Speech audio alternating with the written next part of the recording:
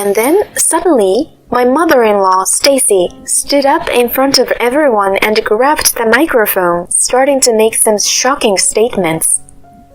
I never thought I should have accepted a woman from a single-parent family as my daughter-in-law. She's not the prettiest bride, but please be nice to her, everyone. Don't worry, I'll take it upon myself to discipline her. The crowd was already in a state of shock, but Stacy, tipsy from the drinks, seemed oblivious to it. Then, a man standing in front of her stood up and snatched the microphone from her. Are you done? My name is Marie, a 34-year-old corporate employee. I've been working for the same company since graduating from college, which has been 12 years now. It surprised me how quickly time had flown. Most of my friends are already married or have children. I, on the other hand, have always been career-focused and I'm still single. But now I have a boyfriend whom I cherish. His name is Travis, and we've been dating for about a year.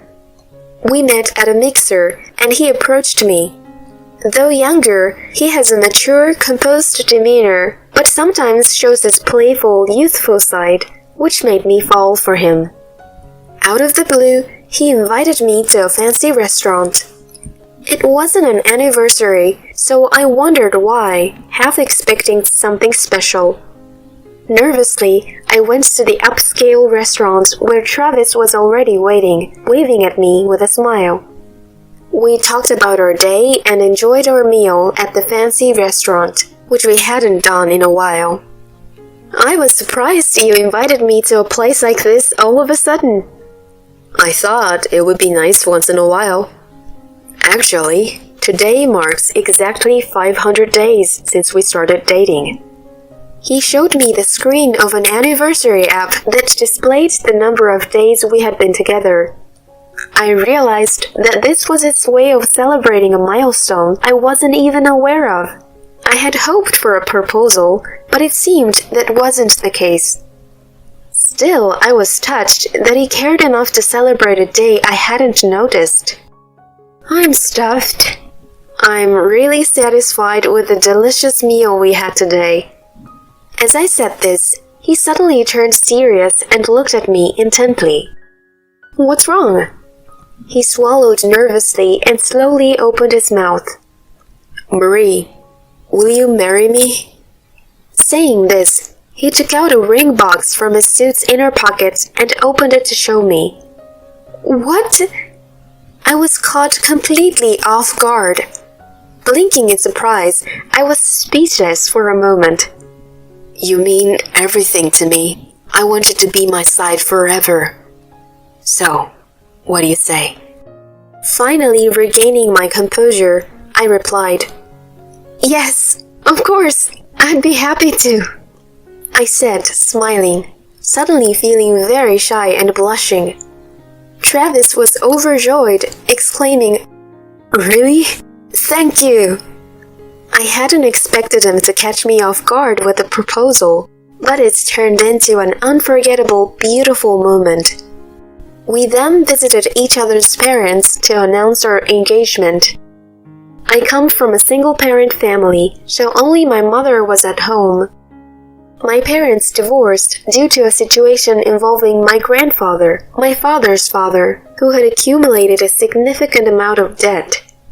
My father decided to divorce so that my mother and I wouldn't be burdened as he worked to repay the debt.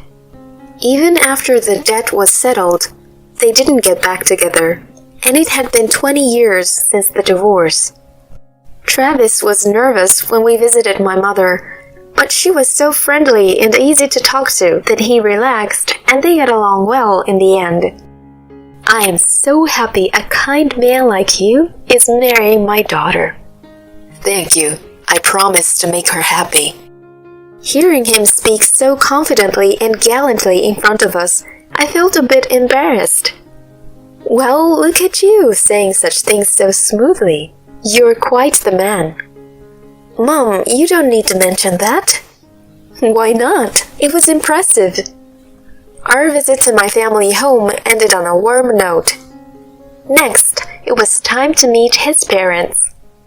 Nervously, I went to Travis's family home. The greeting I received there was unexpected. I politely introduced myself to my mother-in-law, Stacy, at the entrance. Nice to meet you. I'm Marie.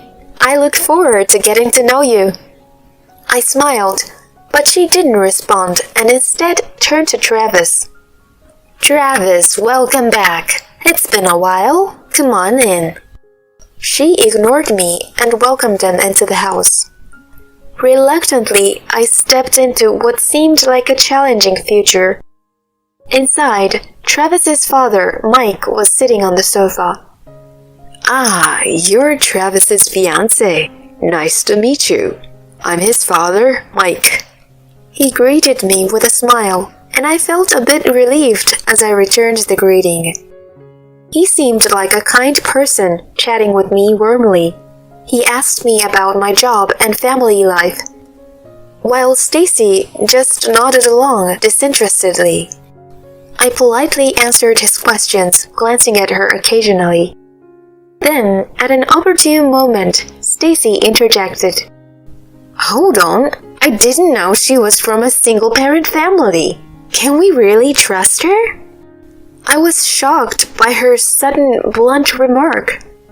Seeing me at a loss for words, Mike came to my rescue.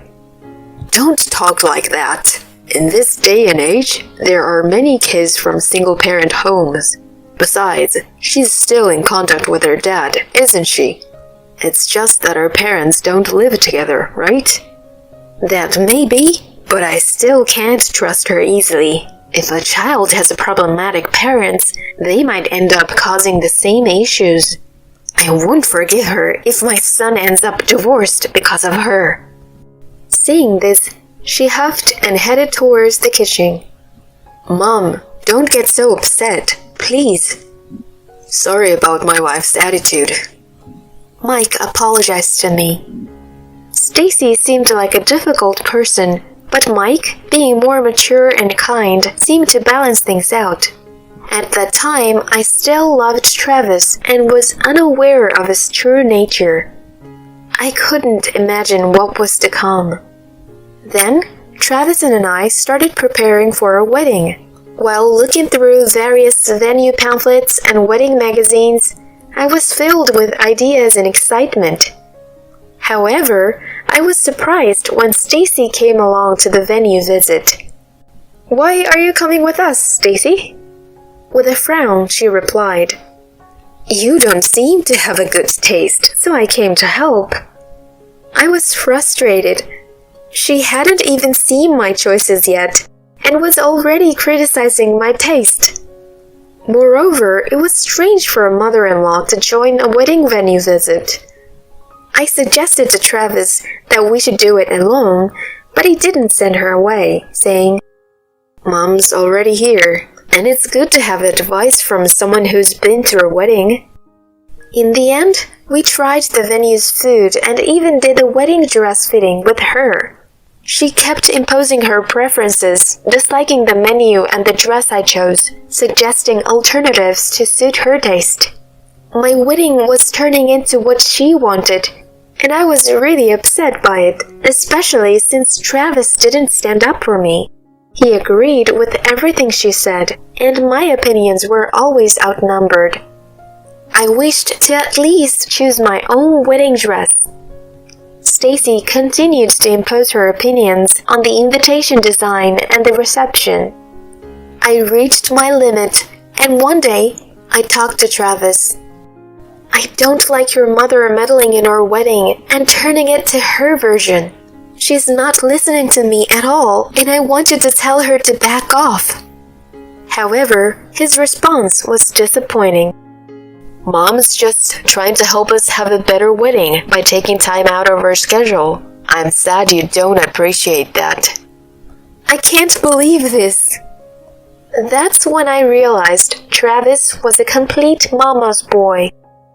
I would lose my autonomy if I just followed along. I decided to take matters into my own hands and secretly arranged for a wedding dress without telling them. I reported to them that I had arranged the dress Stacy chose. Months passed, and the wedding day arrived. Marie, what's with the dress? It's not the one I picked. Predictably, Stacy was shocked to see that I had secretly chosen a different dress. But I was prepared. I need to assert myself and make my own decisions known to her. This is my wedding. I wear the dress I want. Her eyes widened in anger. What a disrespectful bride! Do you think you can get away with this? I won't be intimidated. Don't expect me to always follow your way. I stood my ground firmly. Stacy was fuming. Quiet! You're about to become a daughter-in-law. You can't defy your mother-in-law. Our argument escalated, and Mike hurried into the dressing room, hearing us. Today is about Marie. What are you thinking, yelling at the bride?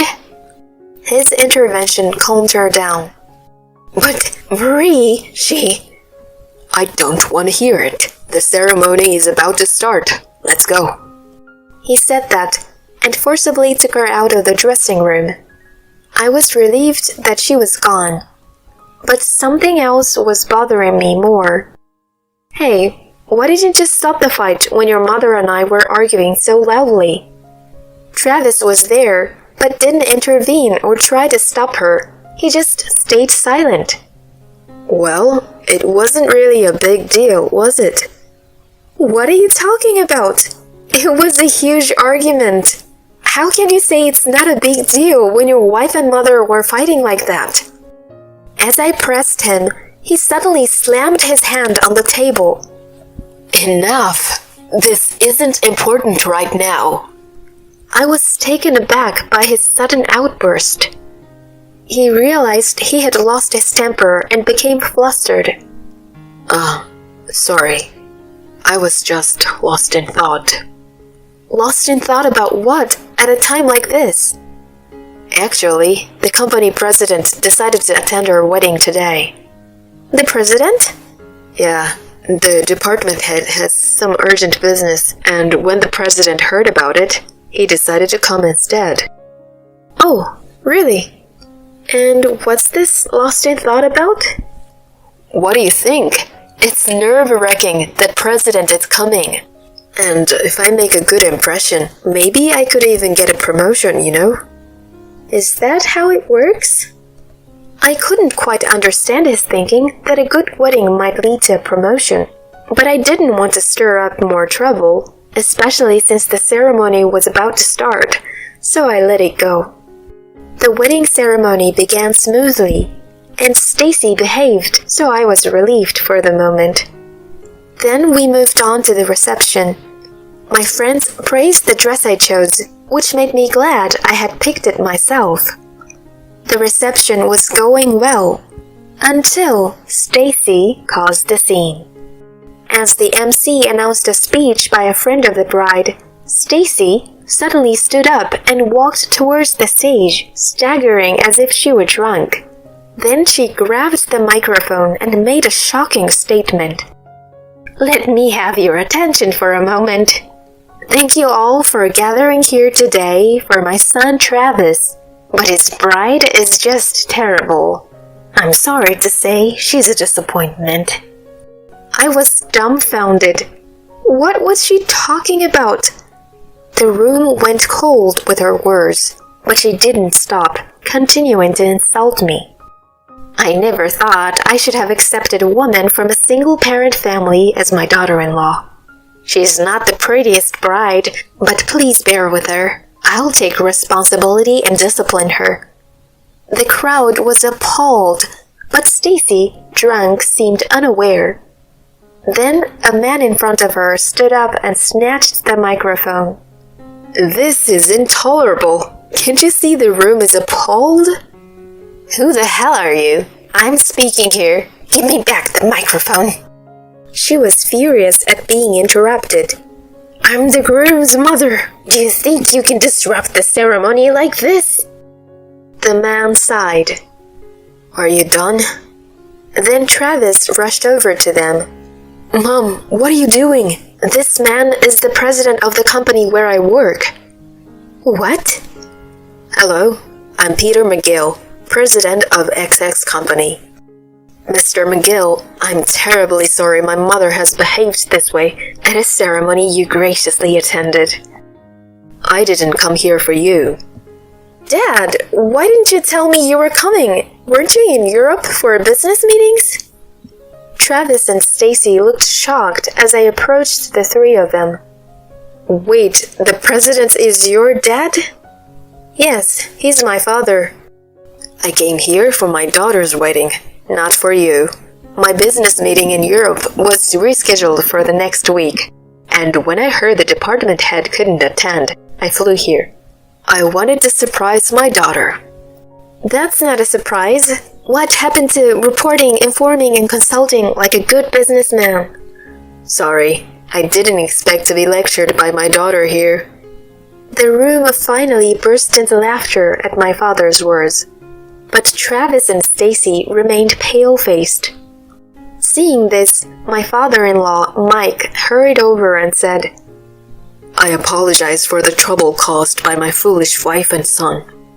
The room erupted in laughter at this exchange. Seizing the moment, I took the microphone from my father and announced a major decision. I've just decided. I'm cutting ties with his mama boy and his mother. I will return the gifts to everyone who came here today. Please enjoy the rest of the time as a dinner party. There was applause from the crowd. Everyone probably thought it was better for me not to marry into a family with such a mother-in-law. Don't decide things on your own. Exactly. I won't allow a broken engagement. While Travis and Stacy were protesting, my father turned to them with a stern look and said, Travis, I can't forgive what your mother said to my daughter. If you're okay with losing your job, go ahead and yell at her. No, please. I beg you, spare me that. Besides, it was my mother who was yelling. Wait, Travis, are you betraying me? Stacy clung to him, but Mike pulled her away. Enough. I can't stand it anymore. I want a divorce. Wait, please. I don't care. Leave your life alone. After apologizing to me and my father, he left the venue. I went with my father to my mother's table, and the three of us enjoyed our meal together. Travis apologized to my father, but he was completely ignored. After that, Travis and I broke our engagement. He angered my father, the company president, and was demoted to a regional branch. Unhappy with the prospect of no career advancement and demotion, he resigned. Stacy was indeed left by her husband and ended up moving in with their son. However, he was angry at her for causing the situation, and their relationship became strained and hostile. As for me, I continued to work hard and was recently promoted to department head. My parents, who reunited at the wedding, began to reminisce about old times and now meet regularly. Whether they remarry or not, it's nice to see them getting along as a child. I hope to find a partner with whom I can have a friendship-like relationship, like my parents. But for now, with my promotion and increased responsibilities, I'll focus on my career.